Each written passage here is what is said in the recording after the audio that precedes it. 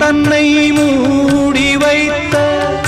தெய்வம் வந்தா சொல்லும் இங்கே ஊரும் இல்லை பேரும் இல்லை உண்மை சொல்ல யாரும் இல்லை நீயும் இனி நானும்